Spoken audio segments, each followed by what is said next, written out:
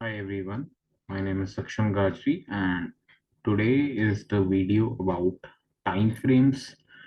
कौन सा time frame use करना सही है वो क्योंकि डिपेंड करता है कि आप किस तरीके के ट्रेडर हो, आप एक किस अप्रोच से ट्रेड करते हो, आपको रोज मार्केट में ट्रेड करना है या आपको कभी कभी मार्केट में ट्रेड करना है या आपको 6 महीने में एक बार ट्रेड करना है। तो ये सब डिपेंड करता है टाइम फ्रेम्स के ऊपर। सो टुडे we'll अंडरस्टैंड कि टाइम फ्रेम्स का क्या इंपॉर्टेंस होता है एंड कैसे ये काम करते हैं। Now we need to understand this one thing कि if we look at this particular chart, ठीक है, तो ये सब कैंडल फॉर्म्स हो रही हैं। दिस इज ग्रीन कैंडल क्या इंडिकेट करती है कि मार्केट ऊपर जा रहा है, रेड कैंडल क्या इंडिकेट करती है कि मार्केट नीचे जाएगा या जा सकता है, राइट। तो now this is how we can set our time frame. जो ये ऊपर का कॉलम है ये मैंने पहले भी डिस्कस किया है, लेकिन पर्टिकुलर टाइम फ्रेम के बारे में शायद इतना डीपली नहीं बताया था। तो इस कॉलम में हम अगर इस एरो पे जाएंगे तो हमें यहाँ ये सारे टाइम फ्रेम्स दिखाई देते हैं एंड हम इसमें से कुछ टाइम फ्रेम्स यूज कर सकते हैं if we are using a basic plan, तो वो बेटर भी है। उन टाइम फ्रेम्स को यूज करने में कुछ गलत नहीं है। तो जो ये टाइम फ्रेम्स फेवरेट में डाले हुए हैं ये है 5 मिनट्स, 15 मिनट्स, 30 मिनट्स, 1H मतलब 1 आवर, 4H मतलब 4 आवर, D मतलब डेली, W मतलब वीकली। तो वीकली का मतलब क्या है कि जो ये एक कैंडल है ये एक वीक को रिप्रेजेंट कर रही है, राइट। जो ये एक कैंडल है ये एक हफ्ता लगा है इसको फॉर्म होने के अंदर, ठीक है। तो एक हफ्ते बाद ये कैंडल क्लोज होती है, फिर नए हफ्ते की कैंडल खुलती है और वो अगले एक हफ्ते तक चलेगी और पूरे 7 दिन बाद वो कैंडल क्लोज हो जाएगी। तो now who can use the weekly time frame? अगर आप 6 महीने के लिए, 5 महीने के लिए या 7-8 महीने के लिए एक ट्रेड या स्टॉक होल्ड करना चाहते हैं खरीद के, तो आपके लिए वीकली टाइम फ्रेम सबसे सूटेबल है। Now there is one thing we need to also understand. जितना बड़ा टाइम फ्रेम होता है तो पॉसिबिलिटी ये होती है कि ट्रेड उतना फेवर में जा सकता है टाइम फ्रेम के, यानी कि जितना बड़ा टाइम फ्रेम उतनी ज्यादा कंफर्मेशन है कि वो स्टॉक आपके फेवर में जाएगा।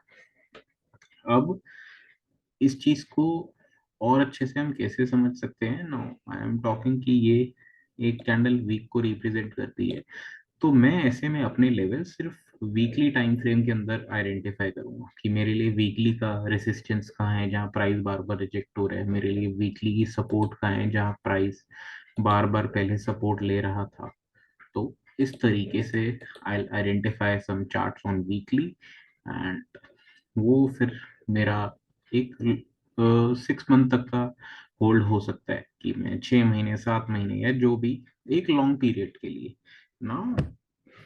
अगर हमें वही ट्रेड होल्ड करना है कि फॉर एग्जांपल 1 महीने के लिए या फिर 2 महीने के लिए मैक्सिमम, तो हम डेली टाइम फ्रेम को यूज कर सकते हैं।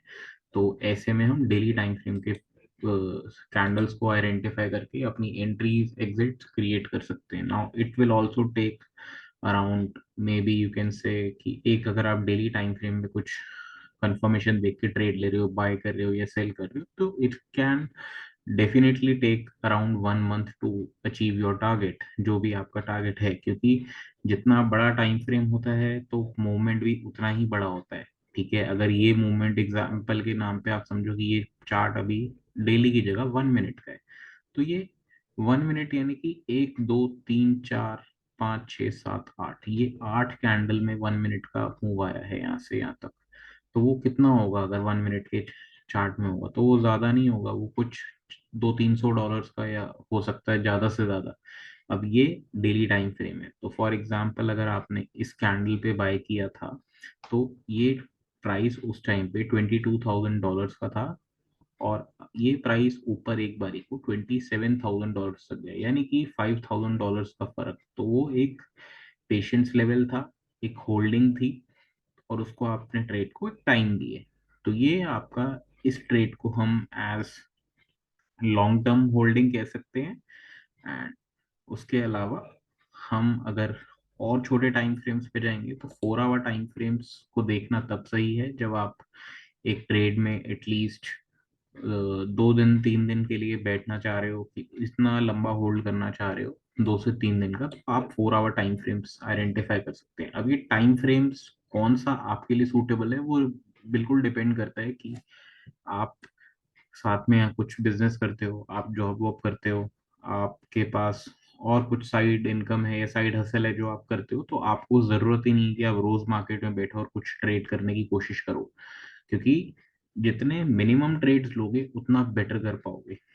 मैक्सिमम ट्रेड्स लेने जाओगे, रोज ट्रेड ढूंढने की कोशिश करोगे, तो प्रोबेबिलिटी ये है कि आप लॉसेस ज्यादा करोगे, क्योंकि द जितना कम ट्रेड लेने का रीजन ये है कि एक पेशेंस बना रहता है, कोई जल्दी नहीं होती है ऐसे में आपको पैसे बनाने की। तो आप टाइम बाय टाइम और एक्सपर्ट होते रहते हो चीजों में, और साथ साथ सीखते रहते हो। तो ये 4 आवर टाइम फ्रेम का टाइम है, तो एक कैंडल 4 आवर्स को रिप्रेजेंट कर रही है, यानी कि 4 घंटे बाद एक कैंडल क्लोज होती है। अब ये राइट साइड में जैसे अब ये कैंडल चल रही है, अब ये जो साइड में एक ब्लॉक ब्लॉक बना हुआ है जहाँ पे ये प्राइजेस दिख रहे हैं, मैं इसके अंदर माउस ले जाके इसको ऊपर नीचे करके चार्ट्स को अच्छे से और अंडरस्टैंड कर सकता हूँ, जो भी मेरे को क्लैरिटी दे रहा है। और उसी तरीके से मैं नीचे से भी जाके इस एरिया में चार्ट आगे पीछे भी कर सकता हूँ और क्लैरिटी देखने के लिए। उसके अलावा मैं अगर एक लैपटॉप पे या मतलब कीबोर्ड माउस पे यूज कर रहा हूँ, तो मैं अपना कर्सर यूज करके इसके अंदर आगे पीछे पूरा ट्रेंड या फिर जो भी प्राइस एक्शन में काम हो रहा है, कैंडल सिक्स क्या कर रही हैं, और अच्छे से आइडेंटिफाई कर सकता हूँ। ठीक है, तो अभी ये कैंडल एग्जैक्ट 4 आवर की है, जो कि साइड में आपको दिखा रही है कि 29,603 पे बिटकॉइन का प्राइस अभी चल रहा है। एंड अगले 47 मिनट्स बाद ये कैंडल क्लोज होगी। तो अब एक एग्जांपल से हम ये ऐसे ही देख लेते हैं कि यहाँ पर दिख रहा है हमें रिजेक्शन आई थी, तो ये एक रेसिस्टेंस का काम कर रहा है। तो क्या प्रोबेबिलिटी है कि अगर ये 4 आवर कैंडल इस प्राइस के ऊपर क्लोज हो जाती है अगले 47 मिनट्स बाद, तो this is a good confirmation, because we broke this resistance. जो वॉल अटक रही थी हमने उसको तोड़ दिया है। Now we need to take targets till the next resistance, जो भी अगला क्रूशियल एरिया दिख रहा है जहां पे मार्केट पहले जाके काफी अटका था, तो हम वहां तक के लिए अपना एक नेक्स्ट टारगेट अप्रोच कर सकते हैं। राइट, तो अभी ऐसे एकदम मत करना। अगर आप एक सिर्फ सीख रहे हो तो ये सिर्फ एक एग्जाम्पल बताया है, इसके अलावा और भी बहुत सारी चीजें होती हैं जो हम स्टेप बाय स्टेप डिस्कस करेंगे। राइट, तो ये टाइम फ्रेम्स की बात थी। अब हम 1 आवर पे आ जाते हैं। अगर मेरे को अपना ट्रेड 2 3 घंटे के लिए शाम तक के लिए, यानी कि सुबह अगर मैं एक ट्रेड ले रहा हूँ शाम तक होल्ड करना चाहता हूँ, तो ऐसे में मैं 1 आवर टाइम फ्रेम आइडेंटिफाई करूंगा। 1 आवर टाइम फ्रेम आइडेंटिफाई कर सकता हूँ क्योंकि 1 आवर टाइम फ्रेम पे अगर मैं कोई ट्रेड ले रहा हूँ, तो उसको मैं एटलीस्ट 5 6 घंटे तो होल्ड मुझे करना ही पड़ेगा। Now we need to understand this one thing. Indian stock market, जो इंडियन स्टॉक मार्केट होती है, वो एक टाइम पीरियड तक चलती है, यानी कि वो सुबह 9:15 पे आपका मार्केट खुलता है और शाम को दोपहर को 3:30 बजे मार्केट क्लोज हो जाता है। तो I personally don't trade in Indian markets that much, मतलब क्योंकि वहाँ टाइम बाउंडेशन है और मेरे साथ टाइम बाउंडेशन नहीं सूट करता। मुझे कभी भी ट्रेड लेने का ऑप्शन चाहिए कि जब मेरे पास कोई सेटअप हो मैं ट्रेड ले सकूं, लेकिन टाइम बाउंडेशन एटलीस्ट ना हो। तो ये मार्केट फ्राइडे तक ऑपरेट होता है एंड रोज सुबह खुल के दोपहर को 3:30 बजे तक ये मार्केट क्लोज हो जाता है। उसके अलावा we have crypto currency market. ठीक है, तो crypto currency 365 days 24 hours work करता है, यानी कि ये मार्केट कभी बंद ही नहीं होता, हमेशा काम चल रहा होता है। उसके अलावा हमारी एक और मार्केट आती है, वो आती है फॉरेक्स।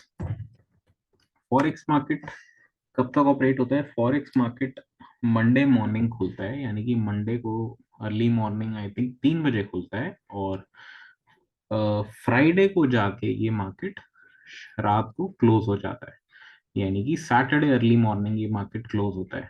तो ये मार्केट 7 डेज काम करता है और 6 डेज काम करता है, और एक दिन बंद होके मंडे दोबारा ओपन होता है। तो मेरे पास एक तरीके से पूरा एक हफ्ता होता है इस मार्केट को ट्रेड करने के लिए।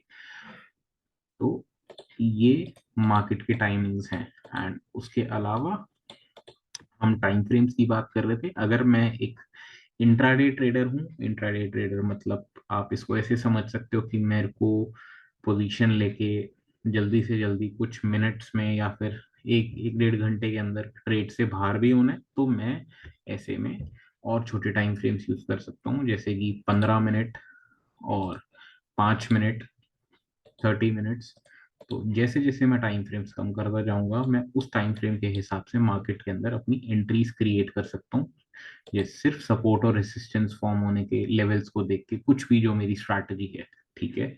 तो एज अ बिगिनर तो आपको 1 आवर 4 आवर से कम तो आइडेंटिफाई करना ही नहीं चाहिए।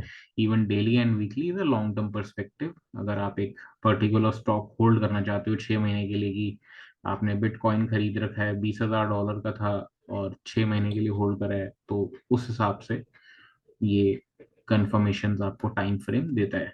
So this was all about time frames. And और चीजें हम स्टेप बाय स्टेप सीखते रहेंगे। Thank you so much. Thank you.